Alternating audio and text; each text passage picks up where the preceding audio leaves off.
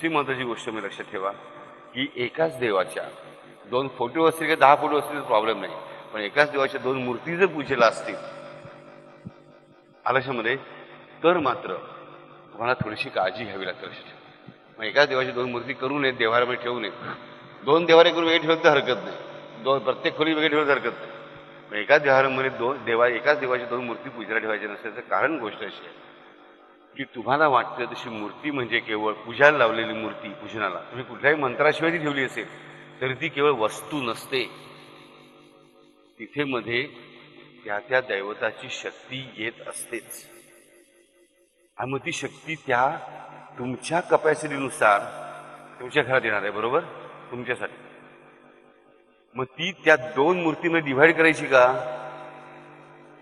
नाही ना. जमा झालेल्या जेवढी मूर्ती आहेत, बरोबर, तर प्रत्येक तीर्थक्षेत्राला गेल्यावर तिकडची मूर्ती आणि फोटो आणलाच पाहिजे असं नसतं. मग काय आम्ही इकडे अभिषेक करतो, काय करतो, मग तिकडची लोक आम्हाला एक फोटो देतात, बरोबर. अशा घरामध्ये भरपूर मूर्ती जमा झालेल्या असतात, फोटो जमा झाले असतात, काय करायचं आम्हाला कळत नाही. तर लक्षात ठेवायचं की त्यासाठी अक्षय तृतीया हा जो दिवस आहे, या अक्षय तृतीयेच्या दिवशी शांतपणे सकाळी ब्राह्ममुहूर्तात उठून जे असे एक्स्ट्रा फोटो वगैरे काही घरामध्ये असतील, बरोबर, आणि तुम्हाला ते आता एकाच देवाच्या 2-2 मूर्ती कधीच पूजायच्या नसतात, हे आम्ही अनेक वेळा सांगितलेल्या ग्रंथांमध्ये पण दिलेलं आहे, बरोबर. ते झाले असतील तर पुढे मुलांसाठी बाजूला काढून ठेवा. 2 मुलगे आहेत, ते एकाला एक दिलं, एकाला एक दिलं, एक मुलीला दिलं, एक मुलाला दिलं, की ह्या मुलीला दिलं, एक त्या मुलीला दिलं, हरकत नाही. पण एक्स्ट्रा भारंभार होत असेल, जुने फोटो वगैरे झालेले आहेत, तर अक्षय तृतीया हा दिवस त्यासाठी अतिशय बेस्ट मानलेला आहे की ते सगळे फोटो मूर्ती जे काय असेल ते समोर ठेवून त्यांची पंचोपचाराने पूजा करायची. म्हणजे काय तर त्यांना पहिल्यांदा स्वतःच्या हाताने उघडलेलं चंदन लावायचं, गंध जे लिहून घ्या त्यांनी लिहून घ्या. पहिल्यांदा स्वतःच्या हाताने उघडलेलं गंध चंदन लावायचं. त्यानंतर त्यांच्यावर 2 प्रकारच्या अक्षता व्हायच्या, म्हणजे हळदीतल्या आणि कुंकवातल्या अक्षता, 2 प्रकारच्या अक्षता. गंध पुष्पही सुपूजितम, रक्तपुष्पही सुपूजितम, गंध पुष्पही, बरोबर. तर गंध, त्यानंतर पिवळ्या आणि लाल अक्षता, त्यानंतर पुष्प. म्हणजे जी फुलं तुम्हाला मिळालेली असतील शक्यतो सुगंधी फुलं असावीत, ती व्हावीत. म्हणजे स्वतःच्या हाताने उघडलेलं गंध लावायचं, त्यानंतर पिवळ्या आणि लाल अक्षता व्हायच्या, त्यानंतर फुलं व्हायची, त्यानंतर खोबऱ्याची वाटी, सुक्या खोबऱ्याची वाटी, त्यामध्ये गूळ ठेवून त्याचा नैवेद्य दाखवायचा. प्रत्येक दिवसासाठी वेगळा दाखवायची गरज नाही, आलशामध्ये.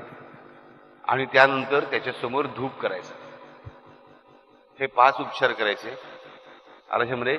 त्यानंतर साष्टांग दंडवत घालायचा आणि मग ही गोष्ट जी आहे ती सोवळ्यामध्ये गुंडाळून, सोवळं जे असतं ना माहिती ना, सोवळं सगळ्यांना माहिती आहे, त्याच्यामध्ये गुंडाळून कुठेही स्वच्छ पाण्यामध्ये विसर्जन करायचं दुपारी 12 वाजायच्या आत. समजलं.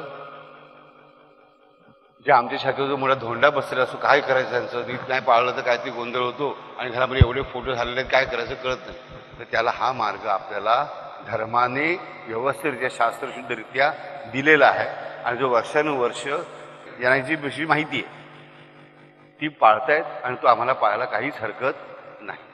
पण म्हणून उद्या सगळे देव बुडवताय आणि मनाला हे टाका आणि ते घ्या असं करायचं नाही. म्हणजे मी तुमची सोय बघतोय, तुमची भीती घालवतोय, तुम्हाला मगरूर बनवायचा माझा विचार नाही. समजलं. त्यामुळे असं लक्षात ठेवा की फोटो भरपूर लावा. आपल्या देवाचे भरपूर फोटो लावणं चांगलंच असतं. म्हणजे प्रत्येकाची दररोज त्याला गंध लावलंच पाहिजे, त्याला उद्बत्ती उगाळलीच पाहिजे असा अर्थ त्याचा नव्हे. माझ्या माईचं घर भरपूर मोठं होतं. विठ्ठलाचे, कृष्णाचे, रामाचे प्रचंड फोटो तिकडे लावलेले होते. पण प्रत्येक फोटो भोवती, कॅलेंडर भोवती दररोज उद्बत्ती फिरवत बसायची नाही.